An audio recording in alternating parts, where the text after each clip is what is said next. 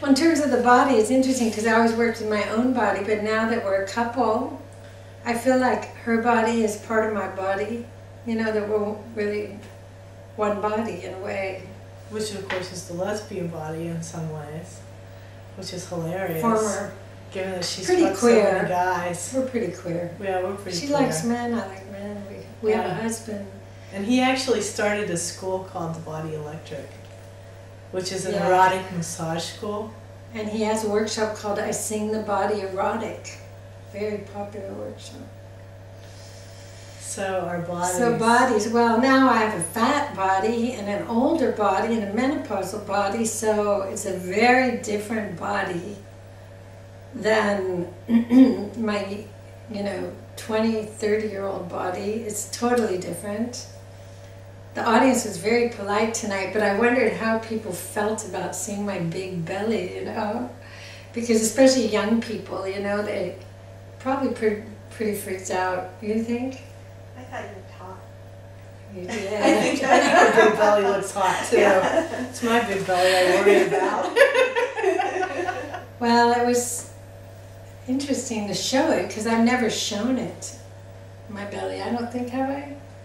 Well, some of them. We did Big work news. in Big- France where we showed Yeah. everything. We did some recreations of Duchamp's work, but we, retitled it slightly, Big Nudes, Descending the Staircase, or Étendonnés. So there were two of us. We made it feminine and plural, which was quite fun. We like working with our bodies. I mean, I'm amazed some people don't. But here at this festival, a lot of people worked with their body. But I think as performance artists, you have to work with your body. It's like the hammer of performance art, And I suppose one can do a lot of virtual things now. I know that people at my university, for instance, are doing these things where they're teleconferencing dance pieces. And I find that so unsatisfying because I like having the body in space, in proximity to me when I'm experiencing something that has to do with the body.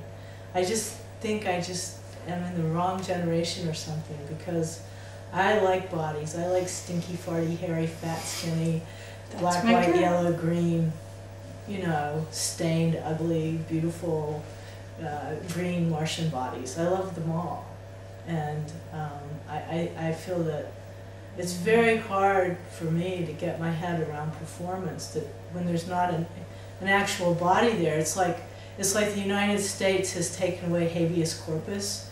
The law which means you have to have a body there, right, in order to prosecute it. This is what Guantanamo is all about, no bodies, And so I feel like we're living in a world where, actually a friend of mine the other day was talking about how people are migrating into virtual space, say in Second Life, for instance, because that's the one I know. And what's happening is it's creating a certain kind of loss, and Annie doesn't really agree with me about this, but this is what my friend and I were talking about, that there's a certain loss of the body in that many people are investing their creative and their physical and their all different things in leaving the body.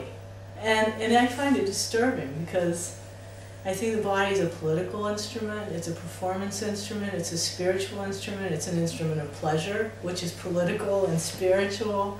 I love bodies. What do you think, honey? Well, the reason I don't mind all the virtual sex stuff, I think it's just, I love bodies too, and I think to be with bodies or smell bodies or feel bodies or explore our bodies is important, but I think also as a sexologist, it's very interesting that people are exploring sex in other realms because we have the light body and energy body, and I guess my kind of sexuality is, or my life, my physical body isn't just a physical body, it's an energy body. So, I feel it much as, I relate to people energetically. And so I like this idea that, 1,000 years ago, sex was one way, 500 years another way, culturally, different cultures. Then 100 years ago, or the Victorian age, it was a certain way. In the 50s, another way. In the 60s, another way. 80s, now the 2000s, it's another way. Porno is really big, and it's a lot about, hot and horny. But it's like, in 50 years, where will it go? Where will it go? And exploring the virtual body, I think it's really interesting. It could open up new areas of sexuality or performance. But yeah, I like bodies. I really liked seeing the asshole tonight. Yeah, it was just beautiful. It was like, oh, thank goodness. So pink. A real fleshy thing, it just made me feel great. To see inside the body. So, but I think any performer who's standing on stage is performing with their body. Even the performers, all the performers in this festival performed with their bodies.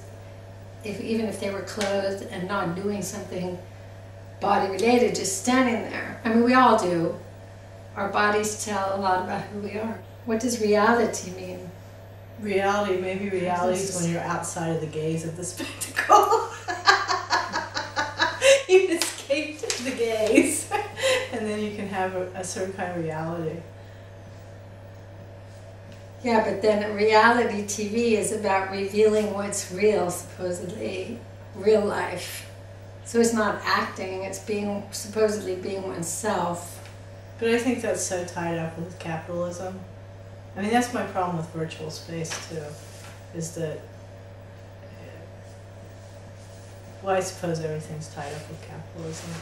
You really kind of can't escape that one, but well, for us, I think virtual reality TV it's a huge spectacle that's funded. It's so heavily funded that I like it much better than drama.